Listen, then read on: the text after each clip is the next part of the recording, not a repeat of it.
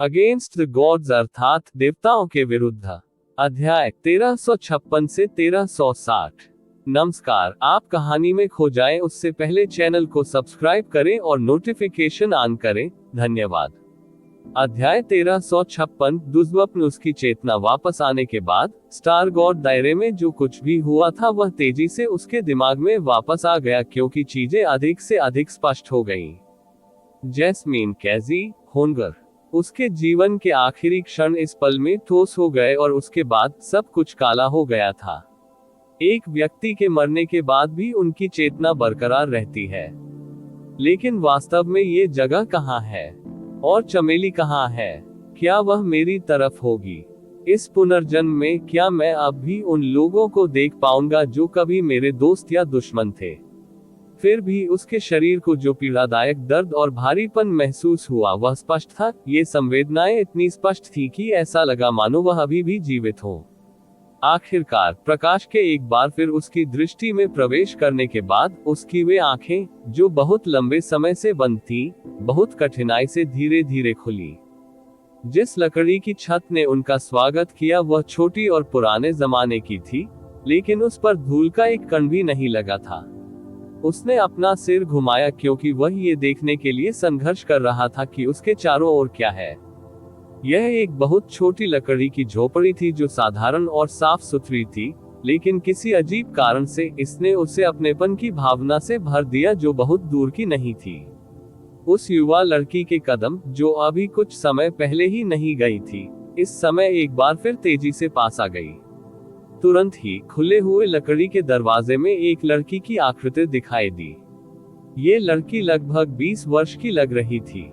उसने लाल कपड़े पहने थे और उसकी विशेषताएं सुंदर थीं। उसकी भौहों के बीच फीनिक्स का निशान हल्का सा चमक रहा था, जिससे उसे पवित्रता की आभा मिल रही थी। वह बिस्तर के नीचे पहुंची और यू चे की खुली आंखों को देखकर उत्साह से उसकी आंखें धुंधली हो गईं। बड़े भाई परोपकारी, आप आखिरकार जाग गए। ये बहुत बढ़िया है। ये बहुत बढ़िया है। युवा लड़की की आवाज भावुकता से भरी थी और उसके बाद वास्तव में उसके गाल आंसुओं से भर गए। उद्धरण चिन्ह ... उद्धरण चिन्ह। यू चे ने उसे चकित होकर देखा और धीरे धीरे उसके दिमाग में एक प्यारी और कोमल लड़की की छवि उभरी, जो उसके सामने खड़ी लड़की के साथ विलीन हो गई। उसके बाद उसके होठों से एक नाम निकला, जियान एर। उसने जो कहा उससे युवती दंग रह गई। वह बहुत खुश थी कि वह अब भी उसे याद करता है और उसने बहुत जोर से अपना सिर हिलाया। हाँ, वह मैं ही हूँ। मैं जियान एर हूँ। मैं जियान एर हूँ। सूंघो। टकराना। लकड़ी के दरवाजे को एक बार फिर जोर लगाकर खोला गया। कई मानव आकृतियां तेजी से उसमें से गुजरती हुई तेजी से उस बिस्तर के नीचे पहुंच गईं जिस पर वह लेटा हुआ था। ये देखकर कि वह जाग गया है, उनमें से प्रत्येक के चेहरे पर अत्यधिक भावना और उत्साह दिखाई देने लगा। यू चे, अधेड़ उम्र का आदमी जो सबके सामने खड़ा था, उसने अपना नाम पुकारा। आखिरकार तुम जाग गए। ये बहुत अच्छा है कि कुछ भी गलत नहीं हुआ। ये बहुत अच्छा है कि कुछ भी गलत नहीं हुआ। वरिष्ठ फैंग, यू चे ने कठोर आवाज में कहा। लड़की पहले ही बड़ी हो चुकी थी और जब वह उससे इतने वर्षों पहले मिला था तब से उसका रूप काफी बदल गया था, लेकिन उसके सामने अधेड़ उम्र का आदमी जरा भी अलग नहीं लग रहा था, इसलिए उसके दिमाग को तुरंत उसका नाम याद आ गया। फैंग बायचुआन, फीनिक्स कबीले का नेता जो 10,000 बीस्ट पर्वत श्रृंखला के मध्य में रहता था। बिग ब्रदर दाता, आप आखिरकार जाग गए हैं। एक लंबा और सीधी पीठ वाला जवान आदमी, जो मार्शल जैसा दिखता था, जो फैंग बायचुआन के पास खड़ा था, उत्साह से बोला। उसकी आंखों से भी आंसुओं की हल्की सी चमक आ रही थी। यू चे एक बार फिर धीमी और चकित आवाज में फुसफुसाया। उसका दिमाग पूरी तरह से धुंध में खो गया। उसका मन 13 वर्ष पहले का हो गया था। वह उस वर्ष 16 वर्ष का हो गया था और वह जैस्मीन से मिलने का पहला वर्ष भी था, जब उनके मन में अभी भी एक दूसरे के प्रति तिरस्कार और नापसंदगी थी।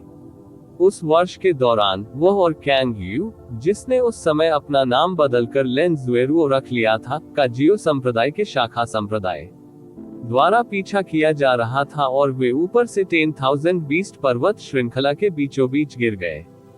उन्हें फीनिक्स कबीले से अचानक मुठभेड़ का मौका मिला, जिन्हें उनके वंश को शाप दिए जाने के बाद इस भूमि पर छिपने के लिए मजबूर किया गया था।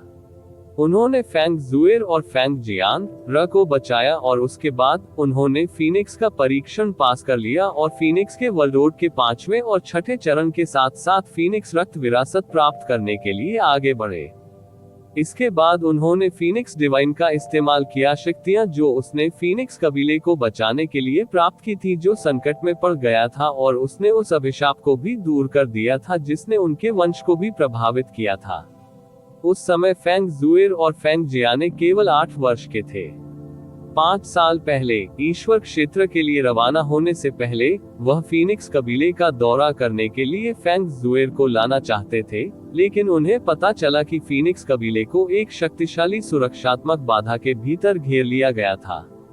इसके बाद उन्होंने गुप्त रूप से भाई बहन फैंग जुएर और फैंग जियाने को बचाया, जब वे बैरियर छोड़ने के बाद खतरे का सामना कर रहे थे। उन्होंने सभी 6 चरणों और ओवरलॉर्ड पैलेट्स के एक मामले के साथ फीनिक्स के वर्ल्ड को भी छोड़ दिया था। उसके बाद उसने उन्हें परेशान न करने का फैसला किया और चुपचाप फैंग जुएर के साथ चला गया, लेकिन ये सोचने के लिए कि उसने वास्तव में उन्हें बाद के जीवन में एक बार फिर से देखा था। क्या वे भी मर गए थे या वह था? उसने धीरे धीरे अपना हाथ उठाया, लेकिन जब उसने आधा उठाया तो उसने पाया कि उसके बाद उसमें और ताकत नहीं रही। जैसे ही वह उसकी बगल में गिरा, युनचे को उसकी बाह के अपने शरीर को छूने की अनुभूति स्पष्ट रूप से महसूस हुई। उसने फैंग बायचुआन को देखा, जो बिल्कुल वैसा ही परिष्कृत और सौम्य दिखता था जैसा वह अपनी यादों में देखता था, और 2 भाई बहन फैंग जुएर और फैंग जियाने को बोलने से पहले ऐसे दिखता था जैसे वह अपनी नींद में बड़बड़ा रहा हो। क्या ये हो सकता है कि मैं अभी भी जीवित हूँ? हे, फैंग बायचुआन ने हल्की सी हंसी भरी। उसे युचे की प्रतिक्रिया जरा भी अजीब नहीं लगी। बेशक तुम अभी भी जीवित हो, क्योंकि जो मर गया है वह ऐसा सवाल नहीं पूछ पाएगा। उद्धरण चिन्ह उद्धरण चिन्ह। युचे का मुंह थोड़ा खुला रह गया और उसकी मूल रूप से स्पष्ट जागरूकता इस समय और भी गहरे धुंध में डूब गई। स्टार गॉड दायरे में जो कुछ भी हुआ था वह एक बार फिर उसके दिमाग में गूंज गया। उसने मरने के संकल्प के साथ अन्य तटअसुरों का बलपूर्वक उपयोग किया था और अनगिनत मात्रा में ताजा खून हवा में तेजी से फैल गया था, क्योंकि लोग एक के बाद एक मर रहे थे। लेकिन अंत में उसकी जान चली गई और उसकी आत्मा जल गई, जब तक कि वह पूरी तरह से जलकर राख नहीं हो गई। चेतना के आखिरी धागे के साथ वह महसूस कर सकता था कि उसके शरीर को टुकड़ों में बदलने से पहले टुकड़े टुकड़े कर दिया गया था, जिससे आकाश भर गया। तो वह कैसे अभी भी जीवित हो सकता है? इसके अलावा ये स्थान वास्तव में ये कहाँ था? ये जगह कहाँ है? उसके मन के विचार अनजाने ही उसके होठों से निकल पड़े थे। ये जगह हमारा घर है, फैंग जियान एर ने नर्म लेकिन प्रसन्न स्वर में बोलने से पहले अपने आंसू पोंछे। ये वह जगह है जहां हम इतने वर्षों पहले बिग ब्रदर बेनफैक्टर और सिस्टर जुएरुओ से मिले थे। ये लॉर्ड फीनिक्स भगवान थे जिन्होंने आपको यहाँ भेजा था। आप पहले से ही कई दिनों से बेहोश थे, लेकिन आखिरकार आप जाग गए। उद्धरण चिन्ह उद्धरण चिन्ह। युचे की आंखें अभी भी स्तब्ध और धुंधली थीं। ये जगह है। फीनिक्स कबीला कहाँ है? मैं गहरे आकाश महाद्वीप में लौट आया। फीनिक्स भगवान ने मुझे यहाँ भेजा है। क्या चल रहा है यहाँ? वास्तव में क्या हो रहा है? क्या ऐसा हो सकता है कि मैं सचमुच नहीं मरा? लेकिन यदि मैं नहीं मरा, तो क्या ऐसा हो सकता है कि स्टार गॉड क्षेत्र में जो कुछ भी हुआ था, ईश्वर क्षेत्र में जो कुछ भी हुआ, वह महज एक सपना था? युचे की अभिव्यक्ति को भ्रम की सीमा तक घबराहट से भरा देखकर फैंग बायचुआन ने कहा, युचे, आपका दिल निश्चित रूप से अनगिनत सवालों और संदेहों से भरा होगा। हालांकि इस समय आप अभी अभी उठे हैं और आपका शरीर अभी भी बहुत कमजोर है। अभी चीजों पर ज्यादा ध्यान न दें। पहले आराम करने और स्वस्थ होने के लिए कुछ समय लें, और एक बार जब आप पर्याप्त रूप से ठीक हो जाएंगे तो आप लॉर्ड फीनिक्स भगवान को देख पाएंगे। लॉर्ड फीनिक्स भगवान निश्चित रूप से आपके सभी संदेहों को दूर करने में सक्षम होंगे। उद्धरण चिन्ह उद्धरण चिन्ह। यू चे ने उन शब्दों पर कोई प्रतिक्रिया नहीं दी। जुएर, जल्दी से जाओ और अपनी माँ और बाकी कुलजनों को सूचित करो कि यूनचे उनकी चिंताओं को कम करने के लिए जाग गया है। जियाने, पीछे रहो और यूनचे का ख्याल रखो। हाँ। इससे पहले कि वह बाकी सभी को बताने के लिए दौड़े, फेंग जुएर ने तुरंत उत्तर दिया। फेंग जियान एर पीछे रह गई। शालीनता से बिस्तर के पास खड़ी होकर उसने चुपचाप यूचे को देखा, जो अभी भी अपने विचारों में खोया हुआ था। जैसे ही वह वहां खड़ी हुई, उसके हाथों ने अनजाने में उसके कपड़ों के कोने को पकड़ लिया। उसकी खुशी के साथ कुछ घबराहट भी मिल गई। यूचे ने बहुत देर तक कुछ नहीं बोला। इस लंबी अवधि के दौरान आखिरकार वह कुछ हद तक संभलने में कामयाब रहा और उसके बाद उसने धीरे धीरे अपनी आंखें बंद कर ली। फीनिक्स कबीले के बुजुर्ग थे सही, भले ही वह नहीं जानता था कि वह अभी भी जीवित क्यों है। धारा के कारण उसके लिए एक हाथ भी उठाना मुश्किल हो रहा था, इसलिए कम से कम उसे अपने शरीर को उस बिंदु तक ठीक होने की अनुमति देने की आवश्यकता थी जहां वह सामान्य रूप से चल सके। इससे पहले कि वह चुपचाप बुद्ध के महान मार्ग का प्रचार करना शुरू कर दे, उसने अपनी आंखें बंद कर ली और अपने दिल को शांत कर लिया। जैसे जैसे उनके विचार घूमे और प्रसारित हुए, गहन सूत्र भी प्रसारित होने लगा। लेकिन अगले ही पल उन्होंने फिर से अपनी आंखें खोल दी। जैसे ही बुद्ध का महान मार्ग प्रसारित हुआ, स्वर्ग और पृथ्वी की आध्यात्मिक ऊर्जा ने वास्तव में कोई प्रतिक्रिया नहीं दी। उसने जल्दी से एक बार फिर अपने दिल पर ध्यान केंद्रित किया और उसे एक बार फिर प्रसारित करना शुरू कर दिया। एक के बाद एक सांसें गुजरती रहीं, जब तक कि यूचे की भावनाएं धुंधली नहीं होने लगी। लेकिन स्वर्ग और पृथ्वी की आध्यात्मिक ऊर्जा जो हर जगह थी, उसने अभी भी जरा भी प्रतिक्रिया नहीं दी और उसका एक भी धागा उसके शरीर की ओर नहीं बढ़ा। क्या हो रहा था? बुद्ध का महान मार्ग क्रोधित भगवान की दिव्य कला थी, जो गहन ऊर्जा पर निर्भर नहीं थी। जब बुद्ध का महान मार्ग चरणों में आगे बढ़ा, तो व्यक्ति का शरीर स्वर्ग और पृथ्वी की आध्यात्मिक ऊर्जा के साथ अधिक से अधिक घनिष्ठ हो गया। भले ही कोई इसे जानबूझकर प्रसारित न करे, उनका शरीर हर पल स्वर्ग और पृथ्वी की आध्यात्मिक ऊर्जा को अवशोषित और उसके साथ सामंजस्य स्थापित करता रहेगा। किसी व्यक्ति द्वारा अवशोषित की जा सकने वाली आध्यात्मिक ऊर्जा का स्तर उस व्यक्ति द्वारा प्राप्त बुद्ध के महान मार्ग के चरण पर निर्भर था। मंच जितना ऊंचा होगा, आध्यात्मिक ऊर्जा का स्तर उतना ही अधिक होगा जिसे अवशोषित किया जा सकता है। आमतौर पर, भले ही यूनचे ने अपनी गहरी ऊर्जा पूरी तरह से समाप्त कर ली हो और इतना गंभीर रूप से घायल हो गया हो कि वह मृत्यु के कगार पर हो, जब तक उसके शरीर में एक भी सांस बची है, वह महान मार्ग के कारण स्वचालित रूप से ठीक होना शुरू हो जाएगा। बुद्ध। इसके अलावा, एक बार जब उसे होश आ गया और उसने जानबूझकर इसे प्रसारित करना शुरू कर दिया, तो वह इतनी तेज गति से ठीक हो जाएगा कि आम लोग इसकी थाह नहीं ले पाएंगे। लेकिन इस समय, भले ही वह बुद्ध के महान मार्ग का बार बार प्रचार करता रहा, लेकिन उसे जो एकमात्र चीज मिली वह थी मृत्यु जैसी शांति।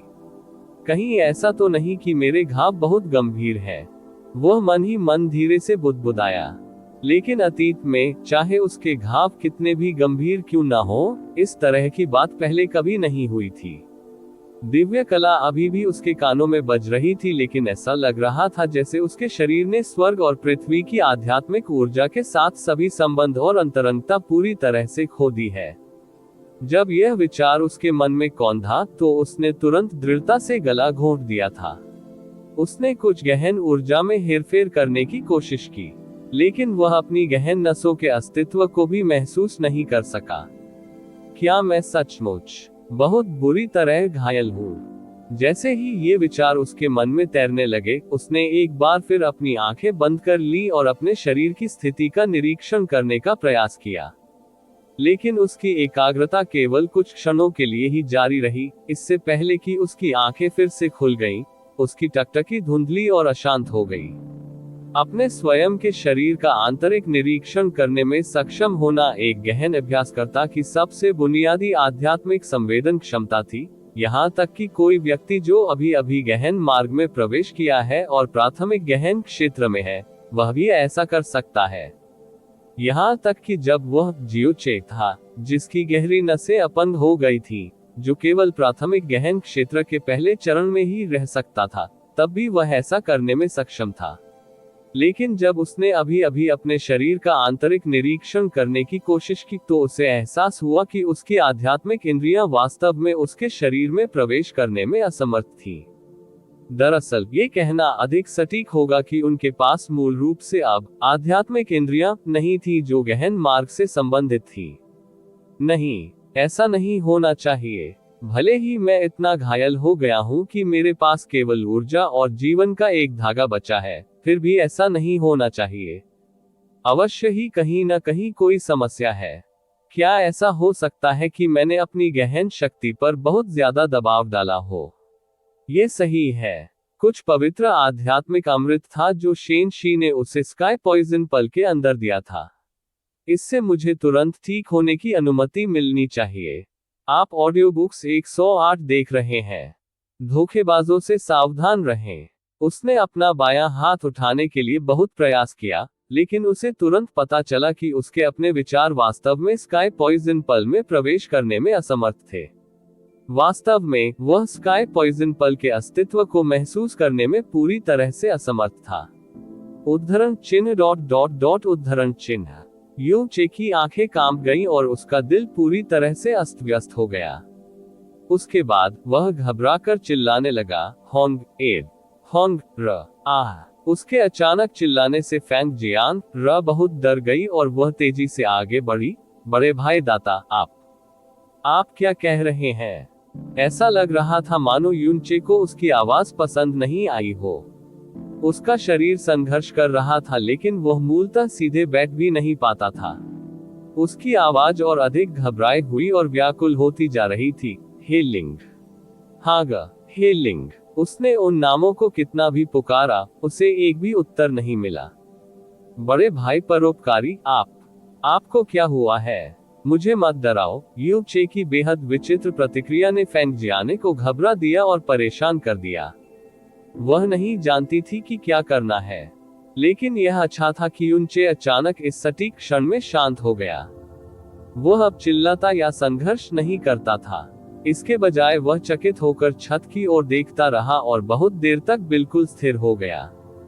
बड़े भाई दाता, तुम्हें अच्छे से आराम करने की जरूरत है। अभी किसी भी चीज के बारे में मत सोचो। तुम बेहतर हो जाओगे, तुम निश्चित रूप से बेहतर हो जाओगे। फैंग जियान र ने धीरे से उसे सांत्वना दी। जियान र, यू चे ने उदास होकर कहा, क्या आप सिर्फ एक चीज में मेरी मदद कर सकते हैं? मुझे फीनिक्स भगवान के दर्शन कराने लाओ। यू चे ने धीरे से कहा। वह सुन सकता था कि उसकी आवाज कितनी कमजोर और कर्कश थी। अभी आप नहीं कर सकते। फैंग जियानर ने अपना सिर हिलाया। आप अभी भी बहुत कमजोर हैं। आप बिना सोचे समझे इधर उधर नहीं घूम सकते। मुझे वहां लाओ, मुझे इसे अभी देखना है। जब उसने घबराई हुई फीनिक्स लड़की को बेजान आंखों से देखा, तो उसकी निगाहें दूसरी ओर चली गईं। जियाने, कृपया मेरी मदद करें। ठीक है, चाहे वह उसकी नजर हो या उसके शब्द, दोनों ने फैंग जियान र को उसे अस्वीकार करने के लिए पूरी तरह से शक्तिहीन बना दिया। रिपोर्ट अध्याय टिप्पणियां अध्याय 1357 निर्वाण। फैंग जियान र की लंबी और पतली बाह यून चे की कमर के चारों ओर लिपटी हुई थी, क्योंकि वह उसे ले जाते समय हवा में तैर रही थी। जब वे फीनिक्स के परीक्षण मैदान की ओर उड़ रहे थे, तो वे उसके कुलजनों की नजरों से बचते रहे। यून चे का वजन लगभग पूरी तरह से फैंग जियान र पर दबा हुआ था। एक पहाड़ी हवा चली। ये बहुत तेज नहीं था, फिर भी इसने यून चे को दमघोंटू अनुभूति का एहसास कराया जिसे सहना मुश्किल था। फैंग जियान र को तुरंत इसका एहसास हुआ और उसने जल्दी से अपनी पहले से ही बहुत धीमी उड़ान गति को धीमा कर दिया। ये सोचने के लिए कि मैं वास्तव में इतना कमजोर हो जाऊंगा, यू चे ने अपने दिल में कड़वाहट से बुदबुदाया। हालांकि ये निश्चित रूप से केवल अस्थायी था। फीनिक्स कबीले में केवल लगभग 200 लोग थे और उनके दो सबसे मजबूत कृषक फैंग जुएर और फैंग जियाने थे। इसलिए किसी ने ध्यान नहीं दिया जब वह चुपचाप यूचे को उस स्थान पर ले आई जहां फीनिक्स भगवान रहते थे। फेंग जियांग यूचे के साथ एक बहुत ऊंची पहाड़ी दीवार के ऊपर से उतरे और उनके सामने यूचे की याद में सीलिंग संरचना खड़ी थी। बड़े भाई परोपकारी, हम यहाँ हैं। फेंग जियांग ने एक उंगली बढ़ाई और सीलिंग संरचना को छुआ।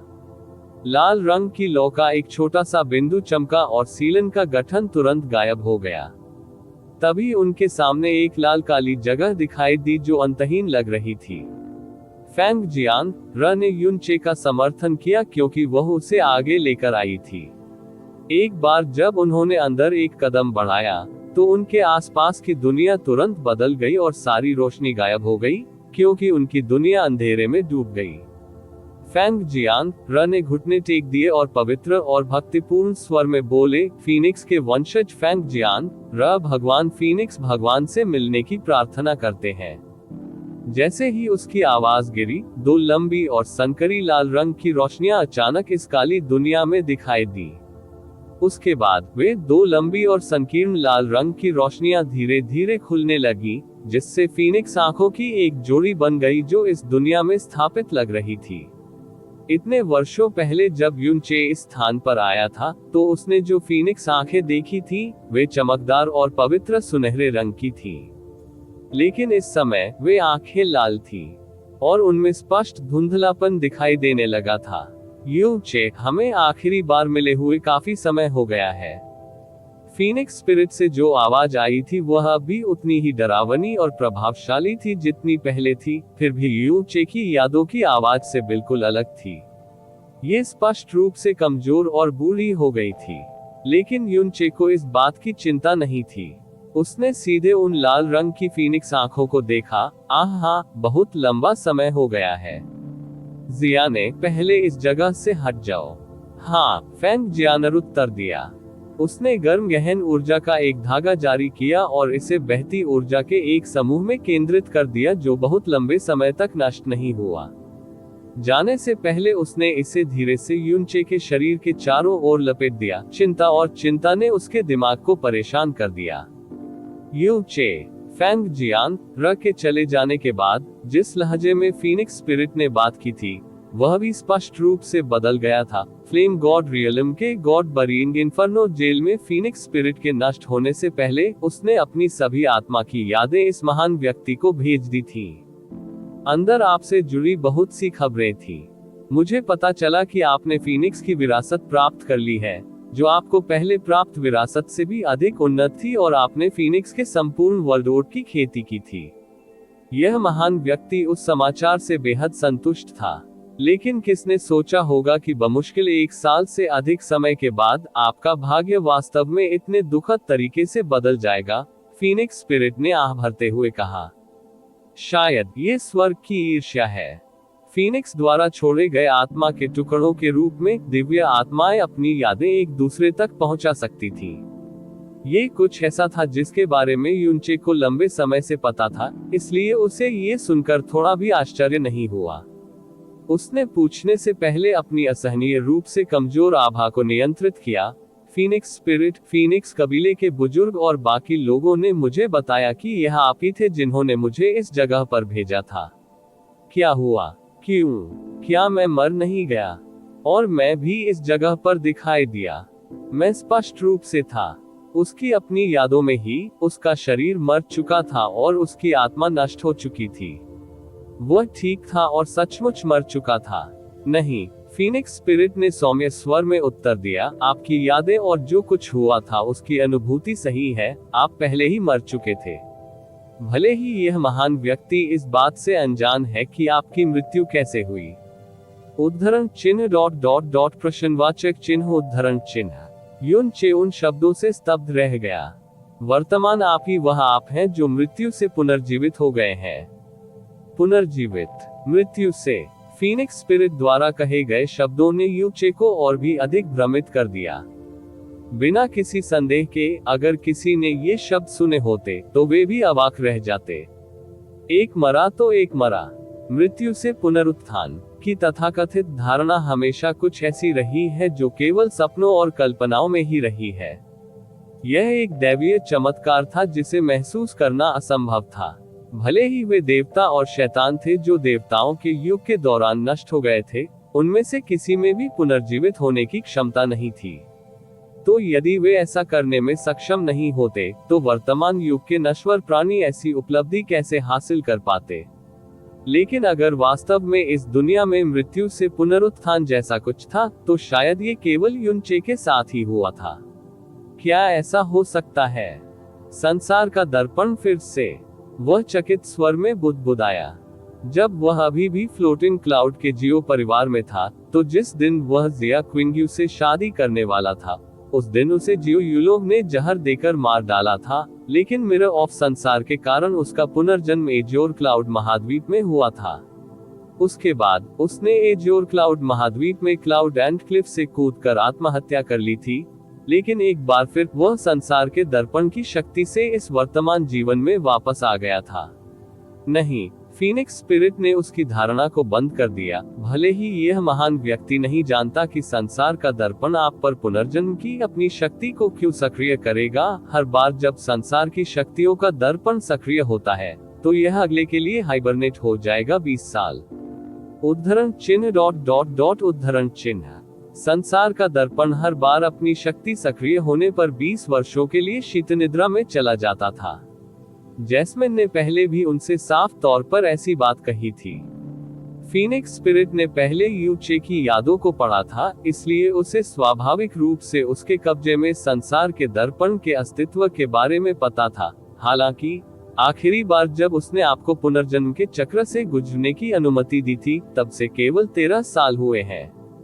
इसके अलावा संसार के दर्पण की शक्ति किसी को संसार से गुजरने की अनुमति देती है, ये पुनरुत्थान की शक्ति नहीं है। फिर यह कैसे हुआ? युनचे अब और भी अधिक रहस्यमय हो गया था। क्या आपको अभी भी याद है कि इतने वर्षों पहले फीनिक्स दिव्य शक्ति विरासत में मिलने के बाद क्या हुआ था? क्या तुम्हें याद है कि इससे पहले कि इस महान व्यक्ति ने तुम्हें यहाँ से भेजा, मैंने तुमसे कहा था कि मैंने तुम्हें एक अनोखा उपहार दिया है? मुझे याद है। यूचे ने अपना सिर हिलाया। वह वास्तव में इसे अत्यधिक स्पष्टता के साथ याद कर सकता था, क्योंकि यह रहस्य की घनी आभा में डूबा हुआ था। इस प्रकार भले ही युनचे को कभी पता नहीं चला कि यह अनोखा उपहार क्या था, लेकिन वह इसके बारे में कभी नहीं भूला था। इस परीक्षण भूमि में आपका समय समाप्त हो रहा है और मेरे लिए आपको बाहर भेजने का समय आ गया है। हालांकि ऐसा करने से पहले मुझे शायद आपको एक विशेष उपहार देना चाहिए। इतने वर्षों पहले फीनिक्स आत्मा की आवाज गिरने के बाद उसके माथे पर उतरने से पहले फीनिक्स भगवान की पुतलियों से सुनहरी आग की किरण निकली थी। उसे स्पष्ट रूप से याद था कि उसके माथे पर लाल रंग की फीनिक्स छाप प्रकाश की किरण को छूने के बाद चमकदार सोने में बदल गई थी। ये जलती हुई सुनहरी लपटों के समूह की तरह लग रही थी। यह एक विशेष शक्ति है जिसका उपयोग मैं अपने जीवन काल में केवल एक बार कर सकता हूँ, लेकिन मैंने कभी नहीं सोचा था कि वह दिन वास्तव में आएगा जहां मैंने इसका उपयोग किया था। हालांकि दुष्ट ईश्वर की शक्ति धारण करने वाले व्यक्ति के रूप में आपका भविष्य असाधारण होना तय है, और आपको ये शक्ति प्रदान करना उपयुक्त से भी अधिक है। ये किस प्रकार की शक्ति है, जब इसका उपयोग करने का समय आएगा तो आपको स्वाभाविक रूप से पता चल जाएगा। हालांकि न केवल फीनिक्स स्पिरिट ने ये स्पष्ट नहीं किया कि यह अनोखा और रहस्यमय उपहार क्या था, बल्कि जैस्मीन, जो स्पष्ट रूप से जानती थी कि यह क्या था, कभी भी उसे इसका उत्तर बताने को तैयार नहीं हुई। इसके अलावा ड्रैगन गॉड की विरासत प्राप्त करने पर प्राइमर्डियल एजियोर ड्रैगन ने भी इसका उल्लेख किया था। इल्यूसरी डेमन रियलम की golden crow lightning flame valley में गोल्डन क्रो स्पिरिट ने भी इस बात पर जोर दिया था और अपनी प्रतिस्पर्धी प्रकृति के कारण उसे एक महान उपहार भी दिया था।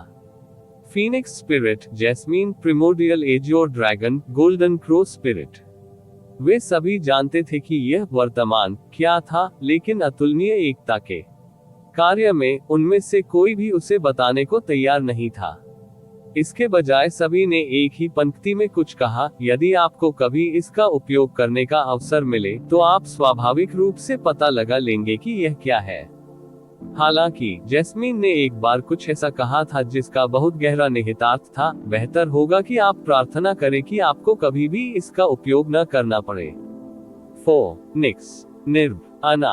अंधेरी जगह में फीनिक्स स्पिरिट की लाल आंखें हल्की हल्की चमकने लगी, जैसे उसने यूचे को जवाब दिया।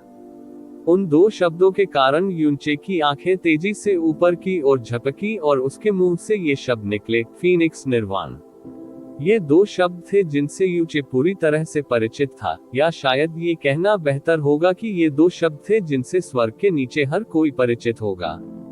इससे कोई फर्क नहीं पड़ता कि यह निचला लोक था या देवलोक, हर स्थान के प्राचीन देवताओं या दिव्य जानवरों के बारे में अपने स्वयं के दूर के मिथक और किंवदंतियां थीं। इनमें से कुछ कहानियां वास्तविकता पर आधारित थीं, लेकिन अन्य पूरी तरह से मनगढ़ंत थीं, और इनमें से अधिकांश कहानियां बाद की थीं। आखिरकार सच्चे देवताओं का युग बहुत पहले ही खत्म हो चुका था, और जो वास्तविक रिकॉर्ड पीछे छूट गए थे वे बेहद दुर्लभ थे। यह विशेष रूप से निचले क्षेत्रों में सच था, क्योंकि इस प्रकार की कहानियां और किंवदंतियां मूल रूप से मनगढ़ंत थीं। हालांकि फीनिक्स के बारे में एक किंवदंती में उल्लेख किया गया है कि मरने के बाद वह अग्नि में पुनर्जन्म ले सकता था, और इस तरह के दिव्य चमत्कार को फीनिक्स निर्वाण के रूप में जाना जाता था। यह एक किंवदंती थी जिसे यूचे ने बचपन में ही सुन लिया था। उसके बाद जिस दिन जैस्मीन चली गई, वह हेवनली पॉइजन स्टार गॉड मूनफ्लोवर के गुप्त हमले का शिकार हो गया था, और हेवनली पॉइजन की शक्ति के कारण उसका मरना निश्चित था। हालांकि वह चमत्कारिक रूप से बच गया था, और जिसने उसे बचाया था वह फैंग जुएर की निर्वाण की लपटें थीं। यह उस समय भी था जब उन्होंने, जिनके पास कई वर्षों तक फीनिक्स दिव्य शक्तियां थीं, पता लगाया कि फीनिक्स दिव्य लपटों के बीच एक लौ थी जिसे निर्वाण की लपटें के रूप में जाना जाता था। इसके अलावा यह एक ऐसी लौ थी जिसे किसी व्यक्ति के जीवन में केवल एक बार ही प्रज्वलित किया जा सकता था। हालांकि उस समय निर्वाण की लपटों के बारे में उनकी समझ ये थी कि यह केवल एक लौ थी जिसमें अत्यधिक मजबूत सफाई शक्तियां थीं। फैंग जुएर की गहन शक्ति उस समय दिव्य मार्ग तक नहीं पहुंची थी, फिर भी वह इन निर्वाण की लपटों का उपयोग करने में सक्षम थी, जिसे वह अपने जीवन में केवल एक बार अपने शरीर को स्वर्गीय जहर की दिव्य शक्ति से शुद्ध करने के लिए प्रज्वलित कर सकती थी। कोई भली भांति कल्पना कर सकता है कि उससे उसकी शुद्ध करने की शक्ति कितनी प्रबल होगी, लेकिन उसने कभी सोचा नहीं था। क्या ये हो सकता है कि फीनिक्स निर्वाण पुनर्जन्म की किंवदंती वास्तव में सच थी? यूचे की अभिव्यक्ति अविश्वास से भरी थी। ये पूरी बात बेहद अवास्तविक लग रही थी, इतनी अवास्तविक कि ऐसा लगा जैसे उसे मिथक और भ्रम के किसी पौराणिक दायरे में गिरा दिया गया हो।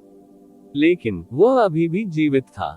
टुकड़े टुकड़े होने और कुचले जाने के बावजूद वह अभी भी जीवित था, इसलिए यह इस तथ्य का सबसे अच्छा प्रमाण था कि यह सब वास्तविक था। प्राचीन युग में दुष्ट भगवान ने पहले फीनिक्स कबीले के लिए एक बड़ा उपकार किया था।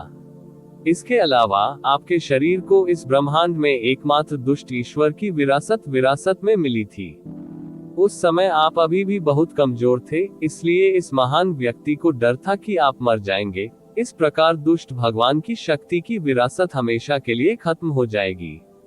यह महान व्यक्ति आपको केवल निर्वाणिक दिव्य ज्वालाओं का एक समूह प्रदान कर सकता है। यह आपको विपत्ति का सामना करने के बाद अग्नि में पुनर्जन्म लेने की अनुमति देगा। यूचे, मैंने आपको इसलिए नहीं बताया क्योंकि मुझे चिंता थी कि एक बार जब आपको ये पता चल जाएगा, तो आप अवचेतन रूप से मृत्यु के प्रति कुछ हद तक डर और श्रद्धा खो देंगे। फीनिक्स स्पिरिट ने आह भरते हुए कहा, एक बार जब मुझे ईश्वर क्षेत्र में आपकी उपलब्धियों के बारे में बताया गया था, तो इस महान व्यक्ति ने प्रार्थना की थी कि ऐसा कोई क्षण नहीं आएगा जब आपको निर्वाण की इन ज्वालाओं को प्रज्वलित करना पड़े। फिर भी मैंने कभी नहीं सोचा था कि ये दिन आखिर में आएगा, और यह इतनी जल्दी आ गया। आपकी निर्वाण दिव्य ज्वालाओं की जड़ इसी स्थान से उत्पन्न हुई थी, इसलिए जब आपने निर्वाण की ज्वालाएं प्रज्वलित की, तो आपका पुनर्जन्म यही हुआ। उद्धरण चिन्ह ... उद्धरण चिन्ह। यूचे बहुत देर तक चुप रहा। घटनाओं के इस अतुलनीय काल्पनिक अनुक्रम को संसाधित करने और स्वीकार करने के लिए उन्हें पर्याप्त समय की आवश्यकता थी। आप ऑडियो बुक्स 108 देख रहे हैं। धोखेबाजों से सावधान रहें। निर्वाण की लपटें जो फीनिक्स को आग की लपटों में पुनर्जन्म लेने की इजाजत देती है। एक पौराणिक मिथक जिसे उसने पहले सोचा था कि यह महज मनगढ़ंत कहानी थी, वास्तव में सच थी।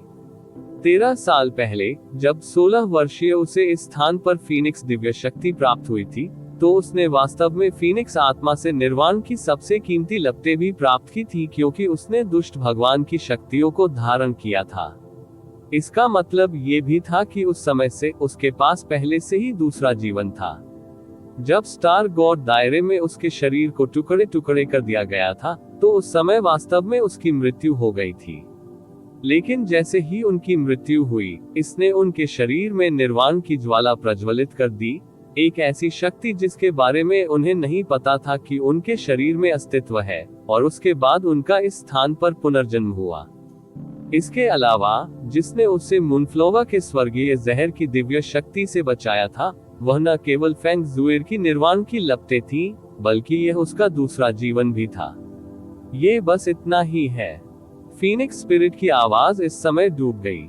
भले ही सच्चाई यूचे के लिए अतुलनीय रूप से क्रूर होगी, ये कुछ ऐसा था जिसे अंत में स्पष्ट करना होगा, और यह एक वास्तविकता भी थी जिसे यूचे को स्वीकार करना होगा। यह महान फीनिक्स द्वारा छोड़ा गया एक आत्मा का टुकड़ा मात्र है, न कि सच्चा फीनिक्स। इस महान व्यक्ति ने आपको जो निर्वाण की लपटें प्रदान की हैं, उनकी तुलना फीनिक्स ट्रू गॉड द्वारा निर्मित निर्वाण की लपटों से भी नहीं की जा सकती। वास्तव में ये निर्वाण की ज्वाला कहलाने के योग्य भी नहीं है। निर्वाण की सच्ची लपटें न केवल फीनिक्स को आग में पुनर्जन्म का कारण बनेंगी, बल्कि इसकी दिव्य शक्ति को पहले से भी अधिक महान बनाएंगी। हालांकि आपके मरने के बाद निर्वाण की जो ज्वालाएं प्रज्वलित हुई, वे वास्तव में आपके पुनरुत्थान का कारण बनी, लेकिन एकमात्र चीज जिसने पुनर्जीवित किया वह आपका जीवन था। उद्धरण चिन्ह उद्धरण चिन्ह। यू चे ने अपनी पूरी ताकत से संघर्ष किया, लेकिन उसका सिर अतुलनीय धीमेपन के साथ उठा। क्या मतलब है? तुम्हारा मतलब? तुम्हें ये बात पहले ही समझ लेनी चाहिए थी। फीनिक्स स्पिरिट ने अतुलनीय रूप से स्पष्ट और ईमानदार आवाज में कहा, आपका वर्तमान शरीर अब दिव्य शरीर नहीं है जिसे दिव्य रक्त और दिव्य शक्ति द्वारा परिष्कृत और संयमित किया गया है। ये केवल एक नश्वर शरीर है, एक ऐसा शरीर जो कभी नहीं हो सकता कोई भी कमजोर। NOVE1B1N आप किसी गहन ऊर्जा का उपयोग करने में भी असमर्थ हैं। आपकी आध्यात्मिक इंद्रियां और आपकी आत्मा एक सामान्य मनुष्य की तरह वापस आ गई है। आप ये भी कह सकते हैं कि आपको कमजोर करके एक सामान्य आदमी बना दिया गया है। भले ही वही यूचे की धीरे धीरे सिकुड़ती पुतलियों का सामना कर रहा था, फीनिक्स स्पिरिट के क्रूर शब्द रुके नहीं। दूसरे शब्दों में, निर्वाण की लपटों के तहत पुनर्जन्म लेने वाली एकमात्र चीज आपका जीवन है। जहां तक आपकी दिव्य शक्ति की बात है, दिव्य शरीर, दिव्य आत्मा और दिव्य इंद्रियां, ये सभी पहले ही मर चुके हैं। अध्याय 1358 अंदर मृत फीनिक्स की पुतलियां अंधेरे स्थान के अंदर एकमात्र प्रकाश स्रोत थी, लेकिन इसकी लाल उग्र चमक अभी यूचे को छाया की तरह लग रही थी। दुनिया पूरी तरह से खामोश हो गई। जब वह मरी हुई आंखों से सामने की ओर घूर रहा था तो वह एक निष्प्राण भूसी की तरह लग रहा था। फीनिक्स स्पिरिट ने बात करना बंद कर दिया। यह अच्छी तरह से पता था कि एक गहन अभ्यासकर्ता के लिए अपंग होना मृत्यु से भी बदतर भाग्य था, खासकर जब उससे पहले वाला व्यक्ति एक ऐसा व्यक्ति था जो एक बार महाद्वीप के शीर्ष पर खड़ा था। उसने अद्वितीय महिमा का आनंद लिया और कई महान चीजें हासिल की जो हो सकती हैं, खैर बार बार चमत्कार हो। हालांकि किसी के सपने में एक यात्रा की तरह महसूस होने के बाद वह अपंग हो गया था।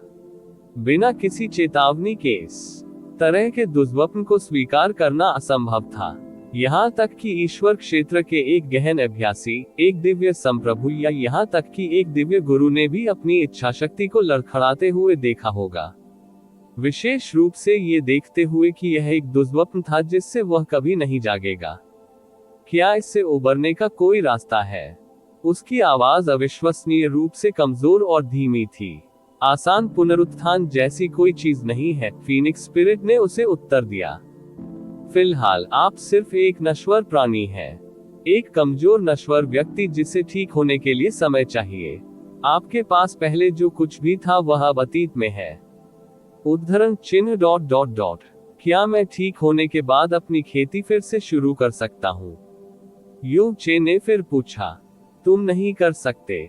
सच्चाई चाहे कितनी भी क्रूर क्यों न हो, फीनिक्स आत्मा इसे यू चे से नहीं छिपाएगी।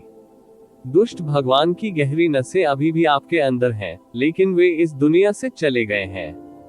पूरी दुनिया में ऐसी कोई शक्ति नहीं है जो दुष्ट देवता की गहरी रगों को जागृत कर सके। जब तक आप दुष्ट देवता के रक्त की एक और बूंद नहीं पा सकते। उद्धरण चिन्ह डॉट डॉट डॉट। उद्धरण चिन्ह। यू चे ने शून्यता से सामने की ओर देखा। स्वर्गीय नेदरफ्रॉस्ट झील के तल पर बर्फ की फीनिक्स लड़की ने एक बार उसे बताया था कि दुष्ट भगवान ने अविनाशी रक्त की एक बूंद छोड़ने के लिए समय से पहले अपना जीवन समाप्त कर दिया था। इसका मतलब ये भी था कि दक्षिणी दिव्य क्षेत्र में पाया गया दुष्ट भगवान का अविनाशी रक्त चमेली वास्तव में एकमात्र विरासत थी जिसे दुष्ट भगवान ने दुनिया के लिए छोड़ दिया था। स्वाभाविक रूप से दुष्ट ईश्वर के रक्त की एक और बूंद जैसी कोई चीज नहीं थी। इसका मतलब ये था कि केवल उसकी शक्ति ही वह चीज नहीं थी जो उसने खोई थी। यहाँ तक कि उसने खेती करने की क्षमता भी खो दी थी। वह अनंत काल तक अपंग रहेगा। हे। यू चे ने अविश्वसनीय रूप से मुरझाई हुई हंसी निकाली। ये कैसा मजाक है? यह मेरे पुनरुत्थान की कीमत है। यह आपका तथाकथित निर्वाण है, फीनिक्स स्पिरिट। युन चे ने कहा था, यह आपका तथाकथित निर्वाण है। उनके शब्द निस्संदेह फीनिक्स स्पिरिट की गरिमा का अपमान थे, लेकिन वे बिल्कुल भी गुस्से वाले नहीं थे। ऐसा इसलिए था क्योंकि वह जानता था कि युनचे के लिए यह एहसास कितना चौंकाने वाला और क्रूर था। तुमने मुझे मरने क्यों नहीं दिया? युनचे कर्कश आवाज में गुर्राया। कम से कम मैं मौत में उसका साथ दे सकूंगा। मैंने उससे अगली दुनिया में मिलने का वादा किया था। तुमने मुझे मरने क्यों नहीं दिया? क्यों? इन चंद पंक्तियों ने ही उसकी सांसें थका दी थी और उसे चक्कर आने लगा था। उसके चेहरे पर कड़वी मुस्कान पहले से भी अधिक फीकी और भयानक हो गई। अपंग, ये स्पष्ट रूप से एक बीमार बुरे व्यक्ति से भी बदतर था। उसने नहीं सोचा था कि जिस दिन वह स्टार गॉड दायरे में घुसा, उस दिन वह जैस्मीन को बचा पाएगा। लेकिन उसने सोचा था कि वह कम से कम उसके साथ मरने में सक्षम होगा। हालांकि उसने कई स्टार गार्ड और एक स्टार गॉड एल्डर को मार डाला था, लेकिन इससे समारोह को कोई नुकसान नहीं हुआ। इसके अलावा, ये देखते हुए कि वह इतने दिनों तक बाहर थे, समारोह पहले ही पूरा हो चुका होगा। जैस्मीन और कैजी इस समारोह के लिए बलिदान थी, इसलिए वे निस्संदेह अब तक मर चुकी थी। लेकिन उसने जैस्मीन को अगले जन्मों में साथ देने का वादा किया था। फिर भी वह अभी भी जीवित था, अनंत काल तक एक अपाहिज के रूप में जीवित। उसने धीरे धीरे अपने झटकों से एक जोड़ी मुट्ठियां बनाई। उसने अपने हाथों को उठाने की कोशिश की, लेकिन इससे पहले कि वह उन्हें अपनी कमर से ऊपर उठा पाता, उसकी ऊर्जा खत्म हो गई। वह चाहकर भी आत्महत्या नहीं कर सकता था। मुझे तुम्हारी फीलिंग्स समझ आती है, फीनिक्स स्पिरिट ने कहा, लेकिन जीवन सबसे कीमती चीज है जो स्वर्ग ने हर जीवित प्राणी को दी है। इससे कोई फर्क नहीं पड़ता कि किसी का जीवन कितना छोटा और निम्न हो गया है, यह अभी भी कुछ ऐसा है जिसका सम्मान और सराहना की जानी चाहिए। इसके अलावा, क्या वास्तव में वहां है इस समय आपके लिए मृत्यु से अधिक महत्वपूर्ण कुछ भी नहीं है। उद्धरण चिन्ह डॉट डॉट डॉट। उद्धरण चिन्ह। काफी देर तक यूचे कुछ भी नहीं कह पाया। जैसे जैसे उसके दिमाग में अधिक से अधिक छवियां और चेहरे चमकने लगे, उसकी धुंधली पुतलियां और अधिक जोर से हिलने लगी। वह गहरे आकाश महाद्वीप पर था। अंततः वह घर आ गया था। वह आखिरकार उन लोगों से मिल सका जिन्हें वह दिन रात याद करता था और उन्हें बता सकता था कि वह वापस आ गया है, लेकिन साथ ही वह डर भी रहा था। मैं इस तरह उनका सामना कैसे करूंगा? बाद में बहुत लंबी चुप्पी। युन चे ने धीरे से कहा, मुझे दूसरा जीवन देने के लिए धन्यवाद। वह पहले की तुलना में थोड़ा शांत लग रहा था, लेकिन उसके हाथ अभी भी कसकर मुट्ठियों में जकड़े हुए थे। मैं जानता हूं कि आप चीजों को वैसे ही स्वीकार नहीं कर सकते जैसे वे हैं, फीनिक्स स्पिरिट ने कहा। यह कोई समस्या नहीं है। इसे तुरंत स्वीकार करने के लिए स्वयं को बाध्य करने की कोई आवश्यकता नहीं है। जैसे जैसे समय बीतता जाएगा, आपको अंततः जीने का एक और कारण मिल जाएगा, और हो सकता है कि एक दिन आपको यह एहसास भी हो जाए कि सामान्य स्थिति में लौटना कोई बुरी बात नहीं है।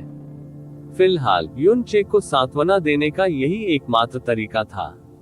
युन चे की वर्तमान स्थिति कुछ ऐसी थी जो किसी भी गहन अभ्यासकर्ता की इच्छा को नष्ट कर सकती थी। हालांकि फीनिक्स स्पिरिट यू चे के वर्तमान जीवन का दाता था, यही कारण है कि वह यू चे को इसे निराशा की अनंत खाई में बर्बाद करते हुए नहीं देखना चाहता था। उद्धरण चिन्ह उद्धरण चिन्ह। यू चे ने इसका उत्तर नहीं दिया। जाना। फीनिक्स स्पिरिट ने अपनी लाल आंखें थोड़ी सी सिकोड़ ली। आपका दूसरा जीवन सिर्फ एक उपहार नहीं है, बल्कि एक परीक्षण है। यदि आप अपनी इच्छाशक्ति से इस पर काबू पा सकते हैं, तो आप न केवल शरीर में, बल्कि आत्मा में भी पुनर्जन्म ले सकते हैं। यू चे। फीनिक्स स्पिरिट ने अपनी आंखें बंद कर ली, और दुनिया उज्जवल होने से पहले एक बार फिर अंधेरे में लौट आई। युन चे के आसपास की दुनिया बिल्कुल बदल गई थी, और उसे एक बार फिर फीनिक्स के परीक्षण मैदान के प्रवेश द्वार पर लौटा दिया गया था।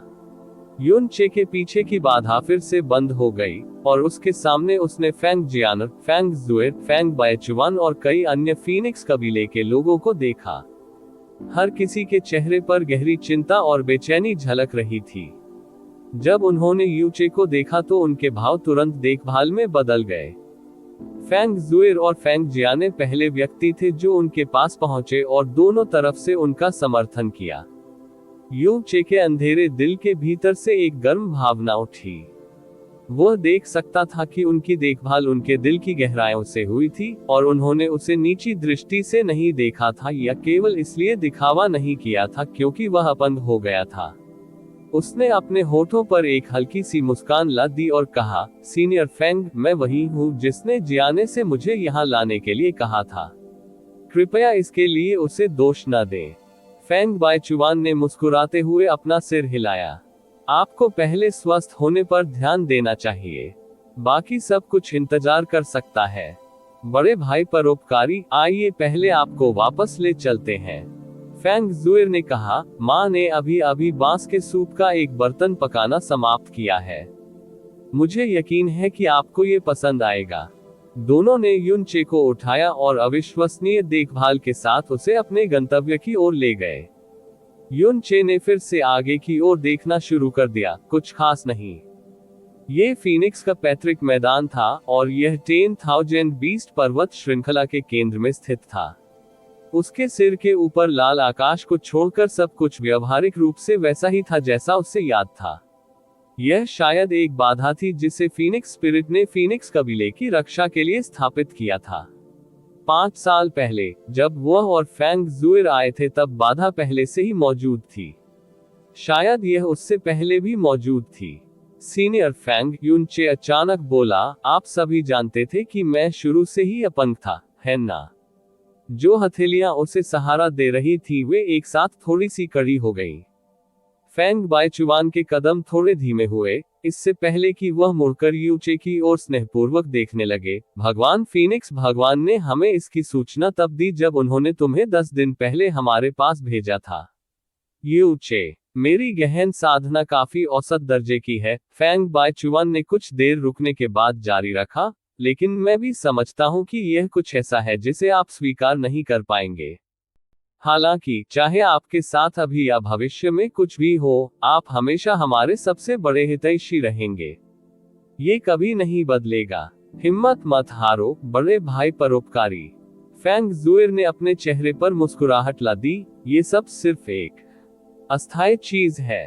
हो सकता है कि आप स्वस्थ होने के बाद धीरे धीरे अपनी शक्तियां पुनः प्राप्त कर लें, और भले ही आप अपनी खोई हुई शक्तियां पुनः प्राप्त न कर सकें, आप बस शुरू से ही फिर से अभ्यास कर सकते हैं। सही, एमेन। फेंग जियाने ने सिर हिलाया दृढ़ता से। बिग ब्रदर दाता बहुत अद्भुत है। आप दुनिया भर में अजेय थे जब आप केवल 20 या इतने वर्ष के थे।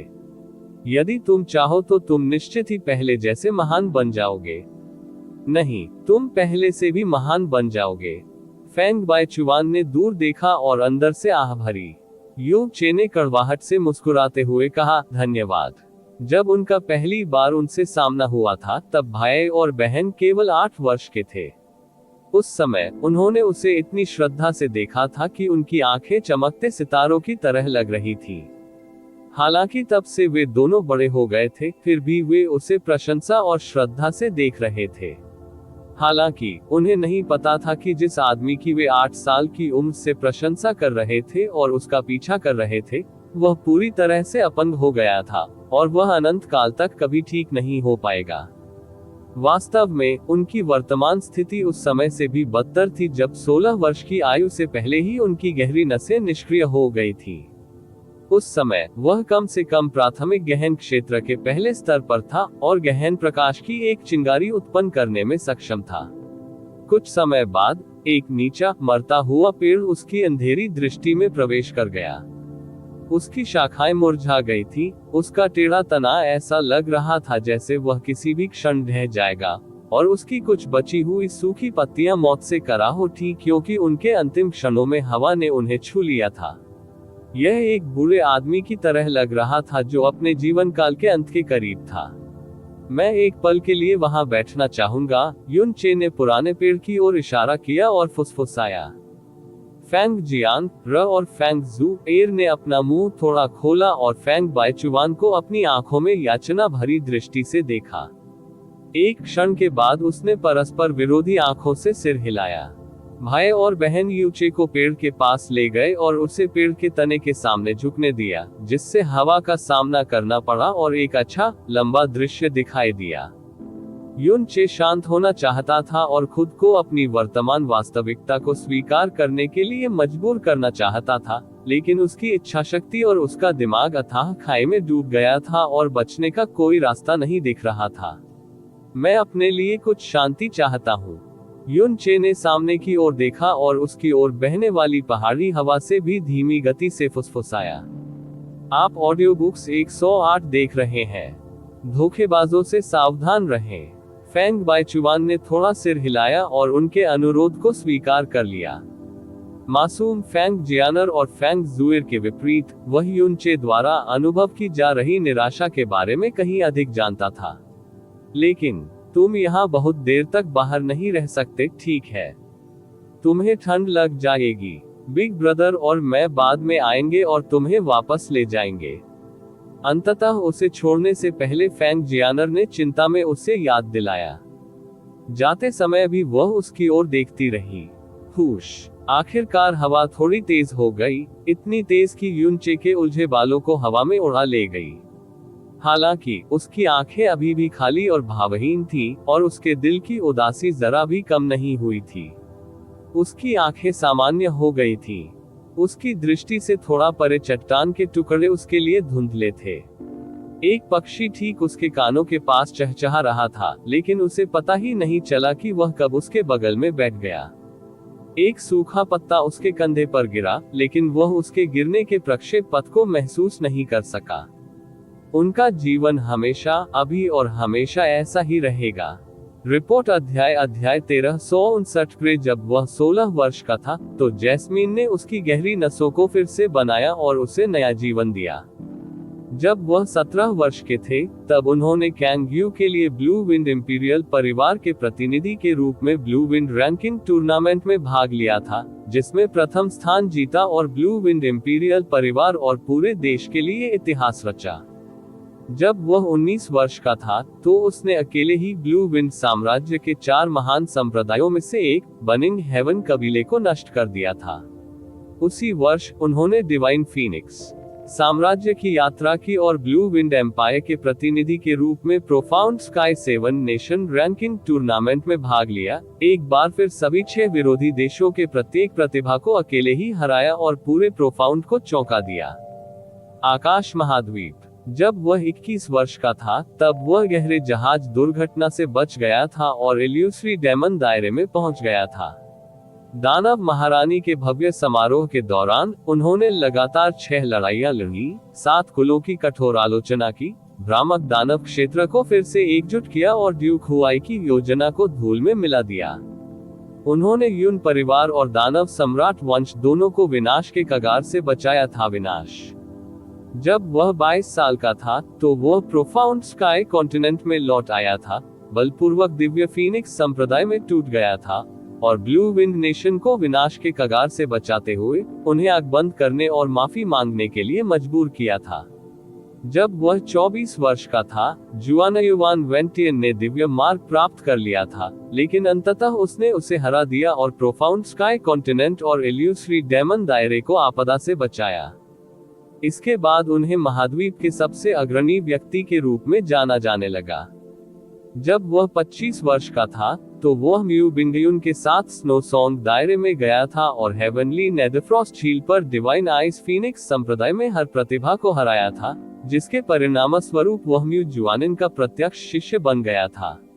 जब वह 26 वर्ष का था तो वह अकेले डाकिया क्षेत्र में भाग गया था और उसके क्षेत्र के राजा के संप्रदाय ब्लैक सोल डिवाइन संप्रदाय पर कहर बरपाया था। वह इसके अंतिम विनाश में भी परोक्ष रूप से सहभागी था। जब वह 28 साल का था तो उसने प्रोफाउंड गॉड कन्वेंशन में भाग लिया था, पूर्वी क्षेत्र के 4 गॉड चिल्ड्रेन को हराया था और अंत में 9 चरण के स्वर्गीय क्लेश को भी जन्म दिया था। उसने अपने कारनामों से पूरी दुनिया को चौंका दिया और उपस्थित सभी देव सम्राटों को जैतून की एक शाखा भेंट करने के लिए प्रेरित किया। अंततः जब वह 29 वर्ष का था, या केवल 10 दिन पहले, वह अकेले ही स्टार गॉड क्षेत्र में घुस गया था, एक दिव्य राजा के रूप में एक निश्चित शक्ति का प्रयोग किया था और एक बुजुर्ग और 1500 स्टार गार्डों की हत्या कर दी थी। एक गहन अभ्यासी के लिए 13 वर्ष बहुत कम समय थे। ईश्वरीय क्षेत्र में इसे किसी व्यक्ति की साधना के दौरान समय की कई झलकियों के रूप में गिना जाता है। हालांकि युन चे ने एक महाद्वीप के नंबर 1 कृषक बनने के लिए केवल 8 साल बिताए थे और पूरे देव क्षेत्र को आश्चर्यचकित करने के लिए अन्य 4 साल बिताए थे। निचले लोकों से देवलोक तक और फिर निचले तारा लोकों से अद्वितीय राजा लोकों तक, उनके हर कदम ने दुनिया को आश्चर्यचकित कर दिया था। वास्तव में ये कहना भी अतिशयोक्ति नहीं होगी कि वह जब भी कोई कदम उठाता था तो चमत्कार पैदा कर देता था। उनके पास 5 प्राचीन सच्चे देवताओं की दिव्य विरासत थी, अर्थात दुष्ट देवता, ड्रैगन देवता, फीनिक्स, गोल्डन क्रो और आइस फीनिक्स। उनके पास जीवन की सृजन देवी, रेज गॉड और हेवनली वुल्फ स्टार गॉड से संबंधित दिव्य कलाएं भी थीं। न केवल ऐसा पहले कभी नहीं हुआ था, बल्कि यह वस्तुतः एक अप्राप्य चमत्कार था। हालांकि अंत में उसके साथ सब कुछ मर गया था और वे अनंत काल तक मृत रहेंगे। वह उसका एकमात्र नुकसान भी नहीं था। उसने अपनी बाह पर लाल तलवार की छाप खो दी थी, जिसका अर्थ है कि वह कभी भी हेवन स्मिटिंग डेविल स्लेयर तलवार को नहीं बुला पाएगा और हॉन्गर को दोबारा नहीं देख पाएगा। इसके अलावा स्काई पॉइजन पल और हेलिंग लकड़ी की आत्मा, वह लड़की जिसने अपना सब कुछ दांव पर लगा दिया था और बदला लेने के लिए जहरीली आत्मा में बदल गई थी। जब स्टार गॉड दायरे में उनकी मृत्यु हुई तो वे भी गायब हो गए थे। निर्वाण की लपटें उसे उसके सबसे कमजोर रूप में पुनर्जीवित करने में सफल हो सकती थी, लेकिन ऐसा कोई रास्ता नहीं था जिससे वह हॉन्गर और हेलिंग दोनों को पुनर्जीवित कर सके।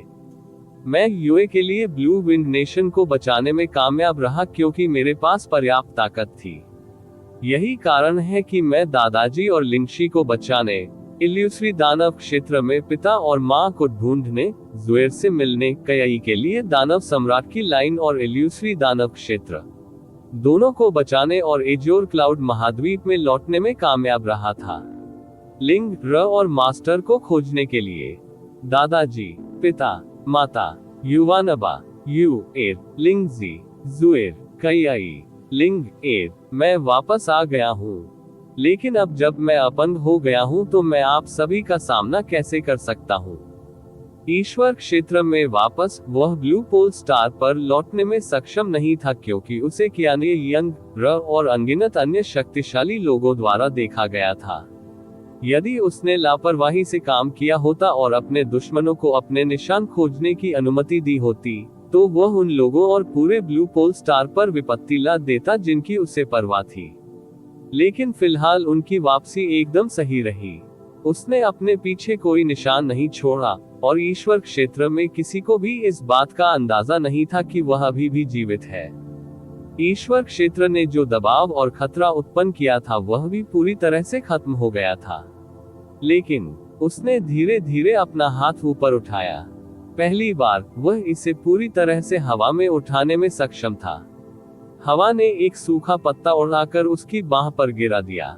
सूखा पत्ता पूरी तरह से अपना हरापन खो चुका था और उड़ते हुए भी उसमें जीवन की कोई आवाज नहीं थी। हवा के साथ युन चे चुपचाप पत्ते को देखता रहा, चकित और उदासीन लग रहा था। जिस दिन से वह जैस्मीन से मिला, अगले 13 साल उसे एक सपने की तरह लगे, एक ऐसा सपना जिससे वह दुर्भाग्य से जाग गया था। अपने सपने से जागने के बाद ये पता चला कि वह अभी भी टूटा हुआ, बेकार युन चे था, तिरस्कृत और अपमानित, एक अपंग जो सुरक्षा के लिए जियो लाई और जियो लिंगजी पर भरोसा करने के अलावा कुछ नहीं कर सकता था। ये स्वीकार करना और भी कठिन था कि उनके असंख्य प्रयास, मृत्यु के साथ उनके अनेक संघर्ष, उनके दृढ़ विश्वास, उनके अनुसरण, सब कुछ व्यर्थ हो गया था। यदि इतना ही होता तो उसे अब भी आशा होती। वह 13 साल पहले की तरह फिर से लड़ना और पीछा करना शुरू कर सकता था। लेकिन वह सपने देखने की क्षमता भी खो चुका था। समय चुपचाप बीत गया। यूं चे की दुनिया अब भी धूसर बनी हुई है। जैसा मैं अभी हूँ, मेरे पास अब भी और क्या है? जिंदगी क्या है? अपने पूरे जीवन में जीवित रहने और बेहतर जीवन जीने के लिए मैंने कड़ी मेहनत की है और बार बार मजबूत हुआ हूँ। हालांकि मुझे कुछ ऐसे लोगों और चीजों का भी सामना करना पड़ा है जिनके लिए मैं जोखिम उठाने या यहाँ तक कि अपनी जान देने को तैयार हूँ। पर अब मैंने अपना जीवन पुनः प्राप्त कर लिया है, लेकिन जीवित रहना ही मेरे पास है। बड़े भाई हितैषी। दूर से एक लड़की की आवाज आई। यह एक सच्ची और सुरीली आवाज थी, लेकिन ये यूं चे के विद्यार्थियों में किसी भी तरह की भावना पैदा करने में विफल रही। फैंग जियान एर धीरे से उसके बगल में उतरी। वह नश्वर रास्ते की सबसे बुनियादी कलाओं में से एक प्रोफाउंड फ्लोटिंग तकनीक का उपयोग कर रही थी, जिसे एक स्काई प्रोफाउंड दायरे का गहन अभ्यासकर्ता भी कर सकता है। लेकिन उसे यह एक असाधारण आशा थी जिस तक वह फिर कभी नहीं पहुंच पाएगा। उसने यूचे को उसके पैरों पर उठाने की कोशिश की। आप यहाँ बहुत लंबे समय से हैं, और यदि आप अब यहाँ रहेंगे तो आपको सर्दी लग जाएगी। चलो अब घर चले, ठीक है? जुकोम, एक बार की बात है, वह एक तूफान के बीच में खड़ा हो सकता था जो चट्टान की तरह ठोस पहाड़ों को कुचल सकता था। लेकिन अब वह इतना नीचे गिर गया था कि उसे ठंड से बचने की जरूरत थी। मुझे छोड़ दो। उसके पास जो भी ताकत बची थी, उससे उसने फैंग जियानर का हाथ दूर धकेल दिया। बड़े भाई परोपकारी, फैंग जियाने ने फिर से उसका हाथ पकड़ा। कृपया मेरी बात सुनो, क्या तुम सुनोगे? हर कोई आपके बारे में बहुत चिंतित है। जागने के बाद से तुमने कुछ भी नहीं खाया है, इसलिए मुझे यकीन है कि तुम पहले से ही भूखे हो। माँ ने बांस के सूप के अलावा बहुत बढ़िया खाना बनाया, तुम्हें पता है। मुझे छोड़ दो। यूं चे की आवाज अचानक भारी हो गई। फैंग जियान र ने अपने शब्दों के साथ यथासंभव कोमल होने की कोशिश की होगी, लेकिन वे यूं चे के लिए बर्फ की ठंडी चुभन से अलग नहीं थे। उन्होंने ठंडे स्वर में कहा, आप मुझे फिर कभी बिग ब्रदर दाता नहीं कहेंगे। वह आदमी पहले ही मर चुका है। जो आपके सामने है वह एक बेकार अपन के अलावा कुछ नहीं है। उसे ले लो। उद्धरण चिन्ह डॉट डॉट डॉट उद्धरण चिन्ह। फैंग जियाने के होंठ झटके से थोड़ा खुल गए। ये स्पष्ट था कि वह यूं चे की प्रतिक्रिया से चौंक गई थी। उसकी आंखों में तुरंत पानी आ गया और उसने खुद को आंसुओं से बचाने की कोशिश में अपने होंठ भींच लिए। बड़े भाई हितैषी, कृपया इस तरह मत बनो। आप बेहतर हो जाएंगे। आप निश्चित रूप से बेहतर हो जाएंगे। आप नहीं समझे। युन चे ने दूसरी ओर देखा। तुम्हें कुछ समझ नहीं आ रहा। जाओ, मुझे छोड़ दो। बड़े भाई परोपकारी, मैं क्या आप नहीं समझ सकते कि मैं किस बारे में बात कर रहा हूँ? यूं चे की आवाज भारी हो गई। जाओ। खांसी खांसी खांसी। पहाड़ी हवा का एक झोंका उसके मुंह में घुस गया, जिससे उसे दर्द और तेज खांसी होने लगी। लड़की ने असहाय होकर उसे देखा। जिन आंसुओं को रोकने की उसने बहुत कोशिश की, वे अंततः उसके गालों पर फिसलने लगे। वह उस सौम्य, महान व्यक्ति को कभी नहीं भूलेगी जो एक देवता की तरह आकाश से उतरा था और उन्हें खतरे से बचाया था। तब से उसने उसके करीब आने के लिए वह सब कुछ किया जो वह कर सकती थी। लेकिन क्यों? नहीं, तुम ऐसे नहीं हो। फेंग जियांग ने अपना सिर हिलाया और उसके गालों पर बिना आवाज के आंसू बह रहे थे। उस समय तुम उन बुरे लोगों से बिल्कुल भी नहीं डरते थे, भले ही तुम्हें चोट लगी हो इतनी बुरी तरह। फीनिक्स ट्रायल बहुत कठिन होने के बावजूद भी आपने जरा भी संकोच नहीं किया। बड़े भाई हितैषी, उसने अपने होठों को जोर जोर से चबाया जब तक कि सब कुछ दिल दहला देने वाली चीख में बदल नहीं गया। आप अभी जिस तरह से हैं, मुझे उससे नफरत है। फेंग जियांग एयर पलटी और अपना मुंह ढकते हुए उड़ गई। उसके आंसू कभी कभी आसमान से गिर जाते थे। उद्धरण चिन्ह उद्धरण चिन्ह। युन चे ने अपनी आंखें बंद कर ली और एक दयनीय, कड़वी मुस्कान उसके होठों पर आ गई। हे, ये सोचने के लिए कि मैं कहूंगा उस लड़की के लिए इतने कठोर शब्द जिसने पूरे दिल से मेरी परवाह की। मैंने हमेशा सोचा था कि मेरा दिल मजबूत है, लेकिन आखिरकार मैं खुद को बेवकूफ बना रहा था। इसी समय एक लंबा व्यक्ति धीरे धीरे उसके पास आया और पुराने पेड़ के पास खड़ा हो गया। ये फेंग बायचुआन था। माफ करें, यू चे ने बिना ताकत के कहा। फेंग बायचुआन ने अपना सिर हिलाया। कोई जरूरत नहीं है। वह केवल 2 साल से भी कम समय के लिए दुनिया के संपर्क में आई है, और उसने अभी तक अपने जीवन में किसी भी वास्तविक कठिनाई या बदलाव का अनुभव नहीं किया है। इसमें कोई आश्चर्य की बात नहीं है कि वह समझ नहीं पाती है। यू चे, बहुत समय पहले हमारे पूर्वज ने एक गंभीर गलती की थी और भगवान फीनिक्स भगवान ने उन्हें खूनी अभिशाप से दंडित किया था। वह प्राथमिक गहन क्षेत्र से परे कभी भी खेती नहीं कर सका। उसके बाद वह बाहरी लोगों से छिपने के लिए अपने कबीले को यहाँ ले आया। उस समय मैंने आपको बताया था कि उसने ऐसा करने का कारण अपने पापों का प्रायश्चित करना और अपने कुल के लोगों की रक्षा करना था, लेकिन वास्तव में फेंग बायचुआन ने हल्की आह भरी। ऐसा ज्यादातर इसलिए था क्योंकि वह सब कुछ खोने के बाद पूरी तरह से निराश हो गया था उनकी गहन ऊर्जा का। यू चे, हालांकि मैंने व्यक्तिगत रूप से कभी भी इस तरह के रोलर कोस्टर का अनुभव नहीं किया है। आप जिन ऊंचाइयों तक पहुंचे हैं वे हमारे पूर्वजों द्वारा हासिल की गई ऊंचाइयों से बहुत अधिक हैं, और जिस खाई में आप गिर गए हैं वह और भी अधिक अंधकार में है। इसीलिए मैं जानता हूं कि आप अभी जो महसूस कर रहे हैं वह हमारे पूर्वजों की तुलना में सैकड़ों, हजारों गुना बदतर है। हमारे पूर्वज कभी भी अपने दुष्स्वप्न से मुक्त नहीं हुए। कम उम्र में ही अवसाद में उनका निधन हो गया। फेंग बायचुआन ने यू चे की ओर देखा। लेकिन आपका क्या चल रहा है? उद्धरण चिन्ह उद्धरण चिन्ह। यू चे कुछ नहीं कह सका। शाम होते ही आसमान में अंधेरा छाने लगा। पहाड़ी हवा ठंडी होने लगी थी।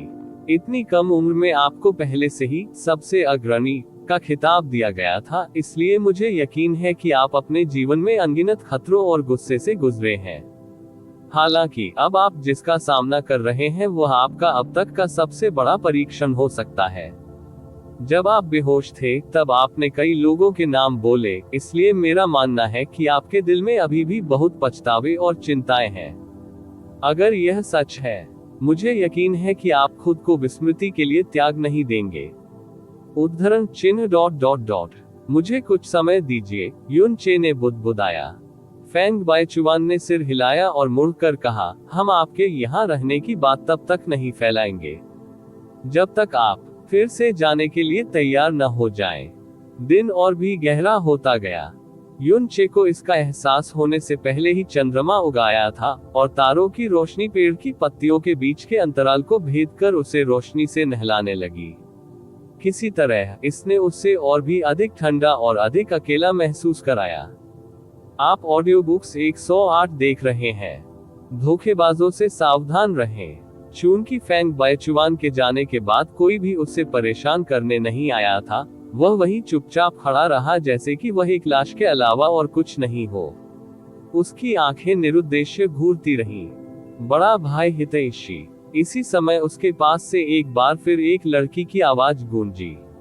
उसके हाथ में सूप का गर्म कटोरा था और उसकी लाल आंखों से स्पष्ट था कि वह बहुत देर से रो रही थी। मुझे क्षमा करें, मुझे आपसे ऐसा कुछ नहीं कहना चाहिए था। कृपया मत कहो, कृपया मुझसे नाराज न हो। उद्धरण चिन्ह उद्धरण चिन्ह। यूं चे ने एक भी मांसपेशी नहीं हिलाई। लड़की पास आई और डरते डरते बोली, जैसे वह कोई बच्ची हो जिसने अभी अभी कोई गंभीर गलती की हो। तुम अभी उठे हो और तुम एक दिन से भूख से मर रहे हो। ये सूप का एक नया कटोरा है माँ, और मैंने उबाला है एक साथ। कृपया कुछ पिएं, क्या आप पिएंगे? यूं चे के सूखे होंठ थोड़े खुले। मुझे भूख नहीं है। उसकी आवाज कमजोर और कर्कश दोनों लग रही थी। उनके पास अब कोई दिव्य काया नहीं थी जो भोजन या पेय का त्याग कर सके। उसे पूरे दिन हवा का सामना करना पड़ा था और उसने इतने समय तक कुछ भी खाया या पिया नहीं था। अभी वह उस समय की तुलना में बहुत कमजोर था जब वह अभी अभी उठा था, और उसकी दृष्टि काफी समय पहले से धुंधली हो गई थी। फेंग जियाने ने अपना मन और बदलने की कोशिश नहीं की। वह चुपचाप युनचे के पास घुटनों के बल बैठ गई और चुपचाप उसके साथ रही। उसने अपना सूप अपनी गोद में रखा और उसे गहन ऊर्जा से सावधानीपूर्वक संरक्षित रखा। किसी भी हवा या धूल को कटोरे में प्रवेश नहीं करने दिया। रिपोर्ट अध्याय टिप्पणियां अध्याय 1360 तारों का प्रकाश। बड़े भाई हितैषी फेंग जियाने की आंखें धीरे धीरे दूर हो गईं और उसने धीरे से कहा, क्या आप जानते हैं, आपके और बड़ी बहन जुएरो दोनों के चले जाने के बाद बिग ब्रदर और मैंने हर दिन खेती करने के लिए कड़ी मेहनत की। प्राथमिक गहन क्षेत्र से सच्चे गहन क्षेत्र तक, आत्मा गहन क्षेत्र, पृथ्वी गहन क्षेत्र, आकाश गहन क्षेत्र, सम्राट गहन क्षेत्र। हर बार मैं एक सफलता हासिल की, मैं बहुत खुश होऊंगा और अपने दिल में खुशी से आपका नाम चिल्लाऊंगा, क्योंकि आखिरकार मैं फिर से आपके करीब पहुंच गया हूं। यू चे। बाद में बड़े भाई और मुझे अंततः जाने की अनुमति दे दी गई, इसलिए हमने पूरे प्रोफाउंड स्काई महाद्वीप की यात्रा की और इल्यूसरी डायमंड क्षेत्र में भी कुछ स्थानों का दौरा किया। आपकी किंवदंती हर जगह है, चाहे हम कहीं भी जाएं। क्या आप जानते हैं, आपने blue wind nation, illusory diamond क्षेत्र और गहरे आकाश महाद्वीप को बचाया। आप न केवल हमारे लिए बल्कि पूरे महाद्वीप के लिए भगवान हैं। जिन स्थानों पर आप गए थे, Floating Cloud City, New Moon Profound Palace, Wasteland of Death, Blue Wind Profound Palace, Demon Imperial City और भी बहुत कुछ, हमने उन सभी का दौरा किया। जब भी मैं आपसे संबंधित कोई अफवाह सुनूंगा तो मुझे बहुत खुशी होगी। बिग ब्रदर और मैं आपसे दोबारा मिलना चाहते थे, लेकिन बाद में हमने सुना कि आप उच्च स्तर पर जाने के लिए इस दुनिया को छोड़ चुके हैं। उसके कुछ समय बाद हम बिग सिस्टर फीनिक्स देवी के पास पहुंचे और उसने हमें बताया कि आप ही थे जिन्होंने हमें 5 साल पहले फिर से बचाया था, और आप ही वह थे जो वर्ल्ड रोड के पूर्ण संस्करण को पीछे छोड़ गए थे, फीनिक्स और उन चमत्कारी आत्मा छर्रों की। यही वह क्षण था जब हम जानते थे कि आप एक किंवदंती बन जाने के बाद भी हमारे बारे में कभी नहीं भूलेंगे। मैं उस दिन बहुत रोया, यहाँ तक कि बिग ब्रदर ने भी मुझे सांत्वना देते हुए बहुत आंसू बहाए। उसके होठों के कोने पर एक सुंदर कोमल मुस्कान दिखाई दी, लेकिन उसके चेहरे पर आंसुओं की लकीरें बिखरी हुई थीं। उद्धरण चिन्ह उद्धरण चिन्ह। यू चे को कभी एहसास नहीं हुआ था कि उसका लापरवाह उपहार दोनों के दिलों में इतना गहरा असर डालेगा। आप सिर्फ मेरे लिए एक परोपकारी नहीं है, फेंग जियान र ने धीरे से फुसफुसाया जैसे वह अपनी नींद में बात कर रही थी। आप वह लक्ष्य हैं जिसे पाने के लिए मैंने 8 साल की उम्र से ही अपना पूरा जीवन बिताने का फैसला कर लिया था। बूढ़ा, और तुम मेरे दिल में आकाश हो। वह मुड़ी और उसे चकित होकर देखने लगी। आसमान बारिश हो सकती है या भूरा हो सकता है, लेकिन यह वास्तव में हमारे सिर पर कभी नहीं गिर सकता है ना? उद्धरण चिन्ह उद्धरण चिन्ह। उसकी आंखों में आंसू तारों की रोशनी की तरह लग रहे थे। वे उसके दिल और आत्मा में बिना आवाज के घुस गए। वह अब अपंग हो सकता है, लेकिन वह अभी भी दूसरे के दिल का आकाश था। उसके आंसुओं की रोशनी अंधेरी दुनिया में प्रवेश कर गई, और युन चे ने उसकी ओर देखने से पहले अपना मुंह थोड़ा खोला। जियाने, मुझे थोड़ी भूख लग रही है, क्या आप मुझे खिला सकते हैं? फिलहाल ईमानदारी से कहूं तो उसके पास अपनी भुजाएं उठाने की ताकत नहीं थी। बड़ी ताकत से सिर हिलाने से पहले फैंग जियाने की आंसू भरी आंखें एक बार कांप उठी। उसने कटोरा उठाया और एक नाजुक दिखने वाला लकड़ी का चम्मच उठाया जो उसने खुद बनाया था। हालांकि वह एम्परर प्रोफाउंड दायरे में थी, लेकिन किसी कारण से उसकी उंगलियां उसे कमजोर लगी। भरे हुए चम्मच को धीरे से यू चे के मुंह में सफलतापूर्वक धकेलने के लिए उसे अपनी लगभग पूरी एकाग्रता जुटानी पड़ी। गर्म तरल पदार्थ उसके शरीर में प्रवेश कर गया और उसके दिमाग पर धीरे से वार करने लगा। युन चे ने फिर से असीम धूसर आकाश की ओर थोड़ा ऊपर देखा, और पहली बार उसने कई खूबसूरत सितारों को देखा जिन्हें उसने पहले अनजाने में उपेक्षित कर दिया था। बहुत समय हो गया था जब उसने आखिरी बार किसी लड़की को इस तरह से खाना खिलाया था। जियो लिंगशी इस जीवन के दौरान ऐसा करने वाले एकमात्र व्यक्ति थे, और सु लिंग र अपने अंतिम जीवन में पश्चिमी दिव्य क्षेत्र ड्रैगन गॉड क्षेत्र संसार की निषिद्ध भूमि शेन शी की आकृति और चेहरा सफेद धुंध से ढका हुआ था। एकमात्र चीज जो सामने आई वह एक अस्पष्ट रूपरेखा थी। उसके बगल में एक लंबा प्रभावशाली व्यक्ति चेहरे पर गंभीर भाव लिए खड़ा था। हालांकि वह कोई आभा प्रसारित नहीं कर रहा था। एक अदृश्य क्रूर शक्ति स्वाभाविक रूप से स्वर्ग से गिरती हुई प्रतीत होती थी और पूरे स्थान को शांत कर देती थी, जो कि संसार की निषिद्ध भूमि थी। क्या दुष्ट शिशु सचमुच जीवित हो गया है? शेन शी ने पूछा। एमेन, ड्रैगन मोनार्क ने सिर हिलाया। पूर्वी दिव्य क्षेत्र के सभी 4 देव सम्राटों ने स्टार गॉड दायरे में दुष्ट शिशु के खिलाफ एक भयानक लड़ाई लड़ी, और उस लड़ाई में कियाने फैंटिन, झो जुजी और जिंग ज्यूकुन गंभीर रूप से घायल हो गए। यू हुआ का निधन हो गया क्योंकि उसकी चोटें बहुत गंभीर थीं। जिंग ज्यूकुन लापता हो गया है, लेकिन शायद उसके दिल और आत्मा को हुई गंभीर क्षति के कारण वह छिप गया है। कियाने फैंटिन और झो जुजी की चोटें भी बहुत गंभीर थीं, और उन पर शैतानी ऊर्जा का स्तर बहुत अधिक था। इसे अपने सिस्टम से पूरी तरह से बाहर निकालने में उन्हें कई साल या यहाँ तक कि कई दर्जन साल भी लगेंगे। बड़ी संख्या में तारा देवता, चंद्रमा देवता, संरक्षक और ब्रह्मा राजा भी उस युद्ध में नष्ट हो गए। ये देखते हुए कि जब दुष्ट शिशु अभी अभी जागा है तो वह पहले से ही कितना भयानक है, उसे जल्द न ढूंढ पाने के परिणाम अकल्पनीय हैं। ड्रैगन मोनार्क अविश्वसनीय रूप से गंभीर लग रहा था। पिछले 2 लाख वर्षों से वह संपूर्ण ईश्वर क्षेत्र और आदिम अराजकता में सबसे मजबूत, सर्वोच्च और सबसे अछूत अस्तित्व रहा है। लेकिन आज उनसे भी बढ़कर एक प्राचीन शक्ति फिर से उभर आई है, और इसमें दुनिया के किसी भी जीवित प्राणी या जाति को धमकी देने की क्षमता है। क्या इसका मतलब यह है कि ड्रैगन गॉड क्षेत्र दुष्ट शिशु की तलाश के लिए किसी को पूर्वी दिव्य क्षेत्र में भेजने के लिए तैयार है? शेन शी ने पूछा। कोई दूसरा रास्ता नहीं है, ड्रैगन मोनार्क ने गहरी आंखों से सिर हिलाया। दुनिया को नष्ट करने वाला शैतान पहिया कुछ ऐसा नहीं है जो केवल पूर्वी दिव्य क्षेत्र के लिए मायने रखता है। यहाँ तक कि पश्चिमी दैवीय क्षेत्र के 6 राजा क्षेत्र अपनी मुख्य सेना को पूर्वी दैवीय क्षेत्र में इस उम्मीद में भेजेंगे कि वे दुष्ट शिशु का शिकार कर सके, जबकि यह अभी भी कम से कम समय में कमजोर हो गया है। दक्षिणी दिव्य क्षेत्र भी इसी तरह कार्य कर रहा है। अतीत में पूर्वी दैवीय क्षेत्र ने इसे रोक दिया होगा चाहे कुछ भी हो, लेकिन इस बार वे वास्तव में 2 दैवीय क्षेत्रों से तेजी से कार्य करने का आग्रह कर रहे थे। ड्रैगन मोनार्क ने आगे बढ़ने से पहले थोड़ी सांस छोड़ी। ब्रह्मा मोनार्क क्षेत्र और शाश्वत स्वर्ग क्षेत्र दोनों अविश्वसनीय रूप से शक्तिशाली हैं, लेकिन यहाँ तक कि वे केवल एक लड़ाई के बाद अपनी बुद्धि से डर गए थे। ये कल्पना करने में ज्यादा समय नहीं लगता है कि दुष्ट शिशु कितना डरावना है। एक और बात है जो मुझे आपको बतानी है, लेकिन आप शायद इसे पहले से ही जानते थे।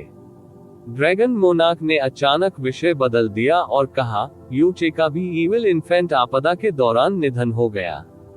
लेकिन क्या आपको पता है कि वह अचानक बिना किसी चेतावनी के स्टार गॉड दायरे की यात्रा क्यों कर गया था? झो जुजी के अनुसार वह किसी तरह एब्सोल्यूट स्टार सोल बैरियर से भी गुजरा। कितनी अजीब बात है। शेन शी ने उदासीनता से उत्तर दिया, अगर वह पहले ही मर चुका है तो ये जानने का क्या मतलब है। ये बस बहुत शर्म की बात है।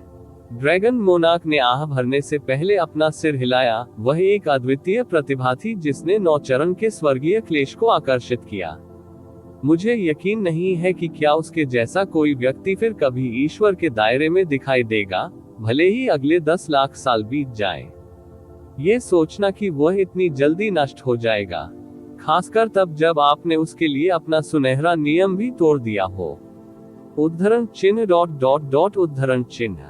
शेन शी की आंखों में एक पल के लिए धुंधली सी झलक दिखाई दी और उसने धीरे से पूछा, मैंने सुना है कि दुष्ट शिशु का मेजबान स्वर्गीय वध सितारा भगवान है। ये सही है? क्या आप आश्वस्त हैं कि वह सिर्फ मेजबान है? ड्रैगन मोनार्क थोड़ा आश्चर्यचकित हुआ, इससे पहले कि वह हैरानी से उसकी ओर देखने लगा। तुम्हारा क्या मतलब है? उद्धरण चिन्ह उद्धरण चिन्ह। जिस तरह से असंख्य क्लेशों का दुष्ट शिशु का पहिया जीवन में लौटा, वह उसकी प्रारंभिक अपेक्षाओं से काफी हद तक अलग था। लेकिन खुद को समझाने के बजाय उसने धीरे से उत्तर दिया, मेरे कहने का मतलब यह है कि क्या ये संभव है कि वह असंख्य क्लेशों के दुष्ट शिशु चक्र की मेजबान नहीं है, बल्कि स्वामी है? ये बिल्कुल असंभव है। ड्रैगन मोनार्क ने बिना किसी हिचकिचाहट के अपना सिर हिलाया। बुद्धि होने के बाद दुष्ट शिशु ने जो पहला काम किया वह स्टार गॉड दायरे के लोगों का वध करना था। यदि स्वर्गीय वध स्टार भगवान ने उसके शरीर और आत्मा को नहीं लूटा होता, तो वह अपने साथी स्टार देवताओं को क्यों मारती, अपने पिता को घायल करती और लगभग पूरे स्टार गॉड दायरे को नष्ट क्यों करती? उद्धरण चिन्ह उद्धरण चिन्ह। शेन शी की आंखों के पीछे भावनाएं हिल उठी।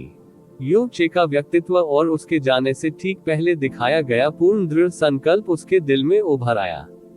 इसके अलावा असंख्य क्लेशों का दुष्ट शिशु का पहिया और स्वर्ग को दंडित करने वाली पैतृक तलवार प्राइमल कैस की 2 सबसे मजबूत कलाकृतियां थी। उनमें से एक बिल्कुल दुष्ट था और दूसरा बिल्कुल पवित्र। देवताओं के युग के दिनों में दुष्ट शिशु के असंख्य क्लेशों के चक्र का कभी कोई स्वामी नहीं था। यहाँ तक कि सृजन देवताओं का मुखिया, स्वर्ग दंड देने वाला शैतान सम्राट, स्वर्ग दंड देने वाली पैतृक तलवार का स्वामी बनने के योग्य नहीं था, और केवल एक बहुत ही सीमित सीमा तक ही इसकी कमान संभाल सकता था। इस दिन और युग में कोई ऐसा कैसे हो सकता है जो दुष्ट शिशु के असंख्य क्लेशों के चक्र को नियंत्रित कर सके? उद्धरण चिन्ह उद्धरण चिन्ह। शेन शी ने थोड़ा सिर हिलाया, जैसे कि वह उसके शब्दों के पीछे की सच्चाई को स्वीकार कर रही हो। ओह ठीक है, वह लिंग कहाँ है? मैं उसे क्यों नहीं देखता? ड्रैगन मोनार्क ने थोड़ा इधर उधर देखा। उसे अपनी सच्ची बुलाहट मिल गई है। स्वाभाविक रूप से मैं उसे यहाँ नहीं रख सका। शेन शी ने पलटने से पहले उत्तर दिया।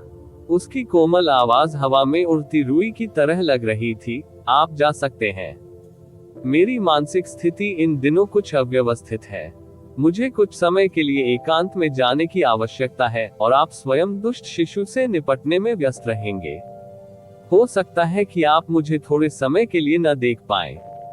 ड्रैगन मोनार्क ने अपनी भुजाएं थोड़ी ऊपर उठाई, लेकिन अंत में उसने सिर हिलाया। ठीक है।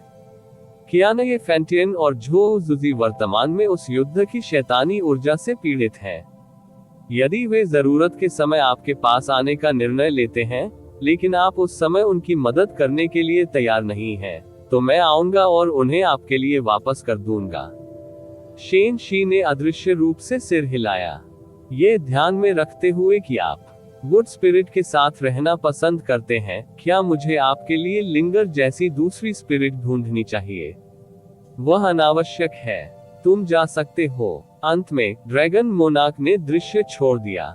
जब क्रूर शक्ति ने संसार की निषिद्ध भूमि को छोड़ दिया, तो पानी बहने लगा, पक्षी चहचहाने लगे और तितलियों ने एक बार फिर अपने पंख फड़फड़ाना शुरू कर दिया। शेन शी इस दुनिया में अकेले खड़े थे। उनके साथ न तो हे लिंग और न ही युनचे थे। वह स्वेच्छा से उसके लिए अपनी मृत्यु तक चला गया, जबकि उसने उसके लिए दुष्ट शिशु को जगाया। शेन शी ने धीरे से खुद से कहा, मानवीय भावनाएं बहुत सूक्ष्म हैं। उसने अपनी बिल्कुल सफेद बाह अपने सामने फैलाई और उसकी हथेली में एक नाजुक सिंदूरी रंग का क्रिस्टल बैठा था। उसकी आंखें थोड़ी धुंधली हो गईं, इससे पहले कि वह खुद से फुसफुसाए, वानहू, कौन जानता था कि हमारा पुनर्मिलन इतना छोटा होगा। लेकिन ये देखते हुए कि आप एक लापरवाह आत्मा हैं, मुझे यकीन है कि आपको कोई पछतावा नहीं है। उसने धीरे से सिंदूर क्रिस्टल को पकड़ लिया, लेकिन अचानक आए एक विचार के कारण उसने अपनी हथेली फिर से खोल दी। सदमे से उसकी आंखें नम हो गईं। वह सो रही है।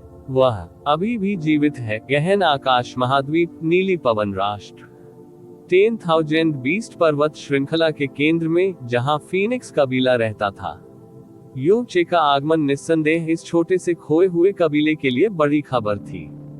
जब से फैंग जियान र के शब्दों और आंसुओं ने यू चे के अंधेरे मृत दिल में एक छोटा सा अंतर खोला था, वह अब वही व्यक्ति नहीं रहा जो वह पहले दिन के दौरान था।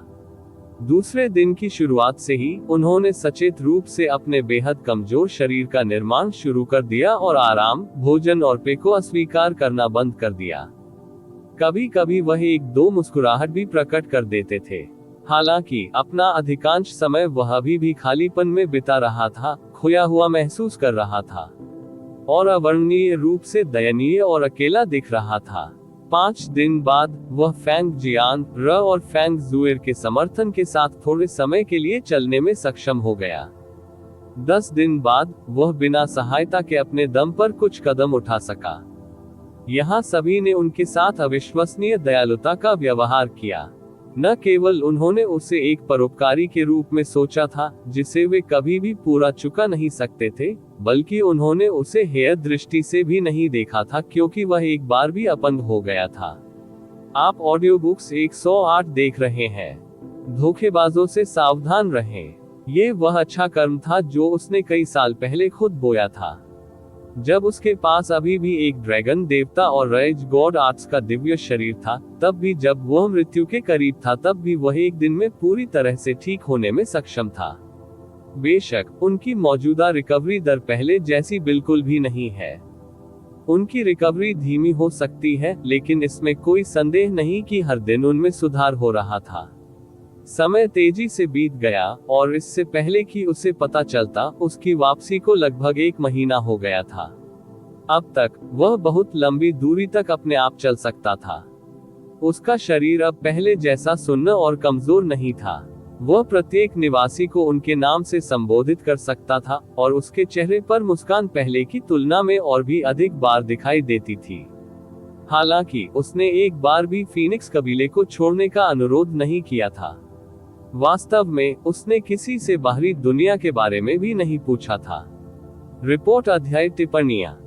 इसी प्रकार के अपडेट्स लेते रहने के लिए हमारे चैनल ऑडियो बुक्स 108 को सब्सक्राइब करें और नोटिफिकेशन ऑन करें। धन्यवाद।